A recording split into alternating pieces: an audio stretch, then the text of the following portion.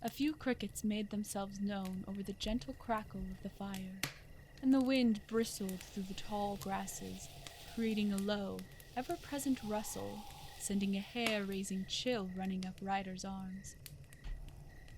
Smoke from the broken sticks drifted into the sky, and Ryder wondered if he should have even lit the fire.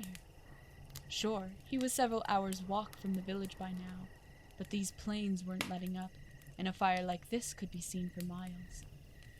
Another chill as the wind howled past, and Ryder concluded he'd rather have the fire. It wasn't men he was afraid of running into out here. It was monsters. An hour went by. Ryder couldn't fall asleep.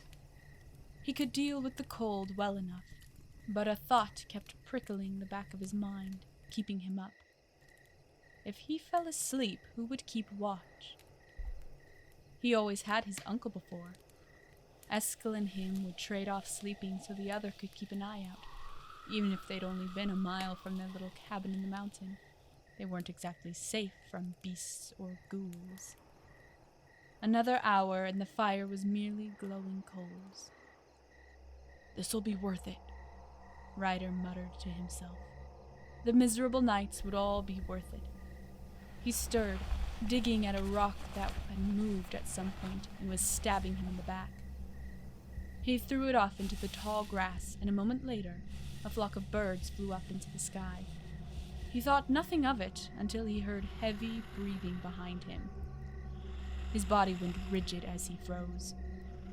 A wolf, about twice the size of the mutt that had attacked him at the mountain, stood behind him, staring at the coals of the fire. Ryder strained to see the beast from the corner of his eye, but didn't dare move any further than that. The wolf inhaled, its ear twitching as saliva dripped from its lips. Something seemed off about this creature.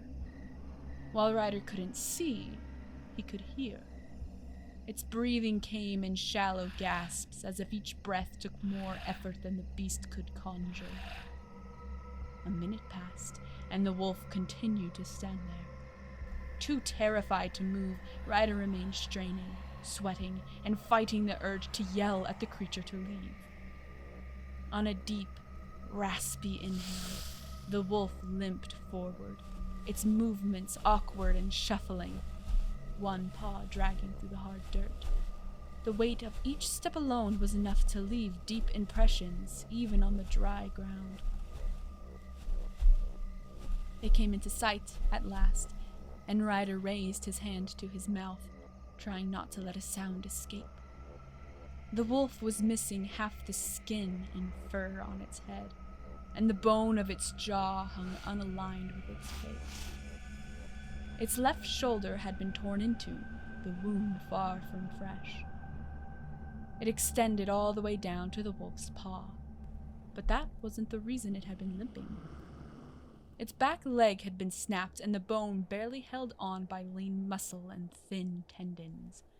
Seemingly nothing was holding this beast together, and yet still it stood, breathing, rasping.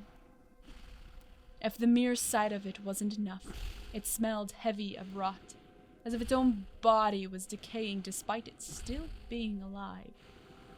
It heaved again, shifting and limping over to the bag that lay on the opposite side of the dwindling coals. Ryder's grip tightened on his bow as he shakily forced himself to move. As he did, the wolf turned, staring at him. It only had one eye, but Ryder suspected it could still see clearly. Nothing spoke natural about this creature. It was no mere wolf. They stared at each other for a moment. Then the wolf moved.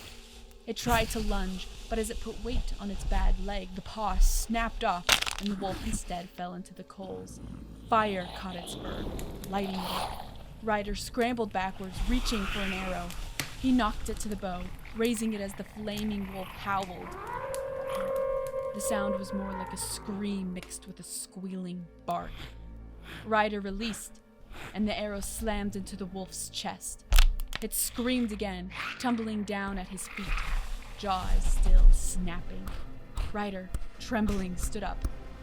He ran around the wolf as it struggled, the fire consuming its face. He grabbed his bag and took off into the plains, leaving the beast where it lay. Tears threatened his eyes, but he forced them down and moved his feet faster than he ever had before. He didn't stop until morning.